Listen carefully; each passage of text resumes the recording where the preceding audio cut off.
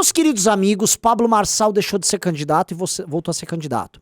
André Janones, flertes e reuniões com Lula, petismo comemorando pra lá e pra cá e negociando com todos os partidos possíveis a construção não de um palanque único especificamente, mas de desistências múltiplas para permitir que Lula vença no primeiro turno, feche a fatura e diga pra todo mundo: o Brasil sempre me amou. Qual é a estratégia do Lula por trás de tudo? Ontem eu comentei das estratégias do Bolsonaro e de como ele pretende sobreviver após perder as eleições. Um vídeo que foi polêmico, falei muito do Tarcísio, que é o farsante do Bolsonaro, que vai ser o cara que ele quer colocar aqui no estado de São Paulo para meter a família e os apaniguados. Mas vamos entender o que o Lula tá fazendo, tá? Porque o petismo tá todo solto, tá todo serelepe, tá operando. Então vamos começar, tá? Esse vídeo aqui é bem interessante. Eu pedi a ajuda do nosso queridíssimo Renato Batista, que vai fazer uma participação aqui no vídeo, porque ele conhece essa treta interna ali do PROS, tá, que é o partido do Pablo Marçal. E por que ele entende? Porque o Renato foi dirigente partidário, soube fazer eleições competitivas sem recurso partidário. Então ele é um cara que conhece essa dinâmica, conhece essas brigas internas e ele vai comentar com você. O fato é, o Pablo Marçal era um cara que, pra mim, nos debates, tinha potencial de chegar nos seus 2, 3, 4%. Ele, dentre todos que estarão presentes no debate, ele é o melhor debatedor, ele é o cara que com uma câmera na frente convence muito bem, até porque essa é a profissão dele, e ele faz melhor do que os demais. Tirar o Pablo Marçal do jogo era importante porque parte do seu eleitor vai pro Bolsonaro, mas parte do eleitor vai pro Lula. Eventualmente ele poderia retirar 1, 2, às vezes 3% de eleitor do Lula, que faria a diferença do Lula pra vencer no primeiro turno.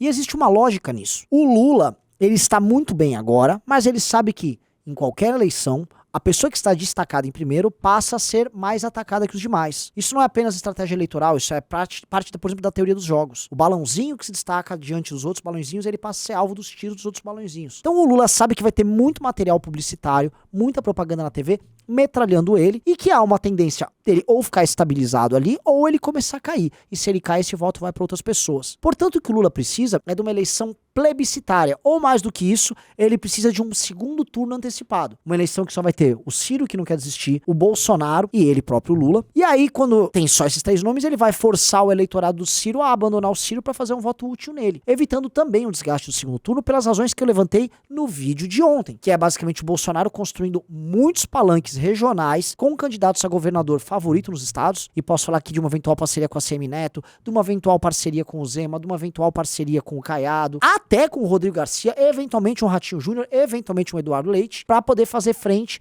ao Lula no segundo turno. E o Lula não quer nada disso, tá? Eu sempre digo, o Lula é o favorito, mas o Bolsonaro tem condições materiais pela própria posição de presidente da República de surpreender aí nesse jogo. O Lula não quer. O Lula sabe, esse jogo é um jogo que o Lula quer evitar. Então o Lula precisa tirar esses caras da jogada. E aí, ele, né, teve um somebody love ali no STJ bem interessante, bem confuso, que poderia beneficiar o Lula. E eu vou explicar esse somebody love aqui com o Renato. Especialmente porque tem muita gente que é fã do Pablo Marçal e vem aqui no canal acompanhar. Renato, explica pra galera o que tá acontecendo. Bom, valeu, Renanzão. Galera, vou explicar rapidamente aqui, então, a treta do PROS. O PROS é um partido absolutamente inócuo de ideias, como vocês já devem imaginar, que apoiou o PT desde 2014, apoiou a Dilma na sua reeleição, apoiou o Haddad e, novamente, queria apoiar o Lula. Porém, é um tipo de partido em que o presidente chegou a ser afastado, porque, vejam só, ele gastou o fundo partidário do partido com coisas absolutamente irreais, como, por exemplo, jatinho, helicópteros, colocou uma banheira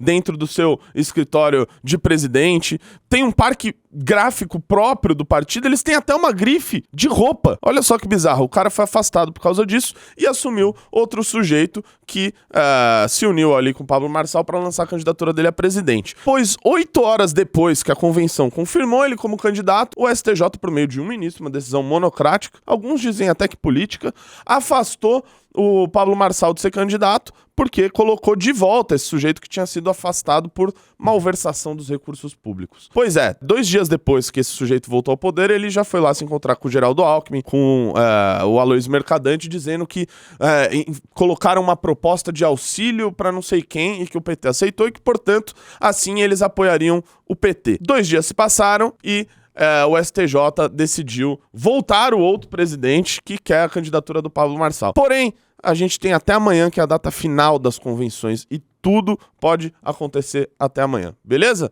É isso. Com você, Renanzão. Brigadão, Renatão. É o que a gente vê, o Lula joga com muitas armas. E até pra vocês que gostam de acompanhar a política entenderem, como o jogo político ele é baseado em várias frentes e várias formas. A gente tá falando aqui de um possível despacho amigo que beneficiaria uma ala do PROS que quer fechar com o Lula, que já tira do jogo um candidato. Seria um benefício gigante pro Lula.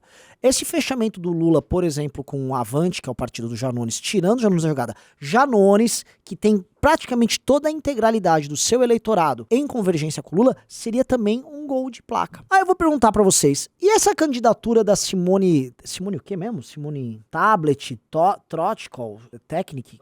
Tipo, Ticlos. Eu não sei, aquela mulher lá da toalha que vota a favor da PEC Kamikaze, sabe, que é candidata pelo MDB? A gente sabe muito bem que o MDB queria compor o governo com o Lula. E até o PSDB também tava fazendo isso.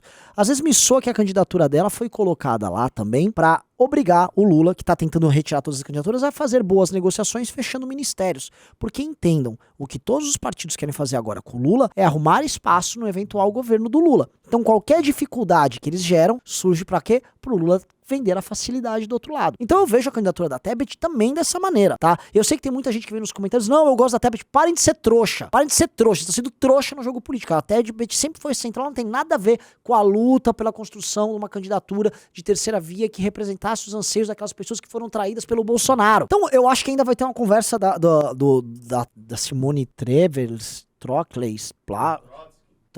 Simone Trotsky com o lulismo. Assim como houve, aparentemente, uma conversa que não houve fechamento do União Brasil com o Lula.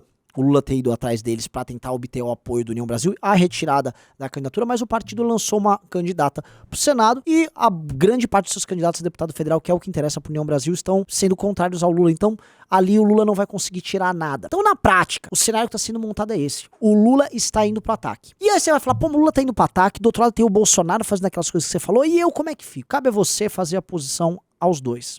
E direto, a posição aos dois. O Rubinho entrou hoje, por exemplo, com uma ação contra o Lula, mais um processo contra o Lula, que ele vai ter a condenação. Isso é gol de placa do Rubinho. Vai obter uma condenação porque o Lula tava pedindo voto pra ele, pra um candidato, acho que ao Senado, e pro Wellington Dias no Piauí. Na cara do nem começou a campanha, o Lula já tá cometendo crime. É impressionante o tesão que esse homem tem em cometer crime. Ele não pode ver um crime que ele o comete. E o Rubinho não pode ver um crime que ele processa. Então já tomou-lhe processo do Rubinho. Estamos atuando. A gente tá fazendo muito mais oposição ao PT do que o próprio bolsonarismo. E aí eu pergunto o que esse bando de zoado lá do Bolsonaro está fazendo. Cadê a Carla Zambelli combatendo o PT? Quem combate? A gente combate o PT, a gente combate o bolsonarismo, a gente faz o nosso trampo. Nosso trabalho tá sendo feito. Mais do que isso, você pega, por exemplo, o trabalho de redes. Esse vídeo aqui, ó, que você tá vendo, clica e assista o vídeo que o Guto fez. O Guto foi lá na Paulista e fez um Change My Mind falando que o Lula é antidemocrático. Deu briga, deu gente berrando lá. Mas na prática, quem tá fazendo convencimento com as pessoas?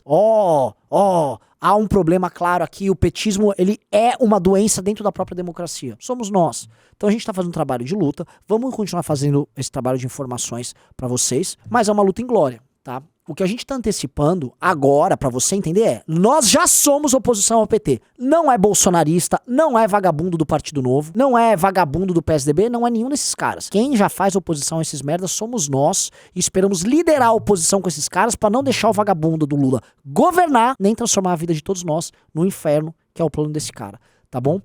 Espero que vocês tenham gostado e beijos e abraços pra todos vocês.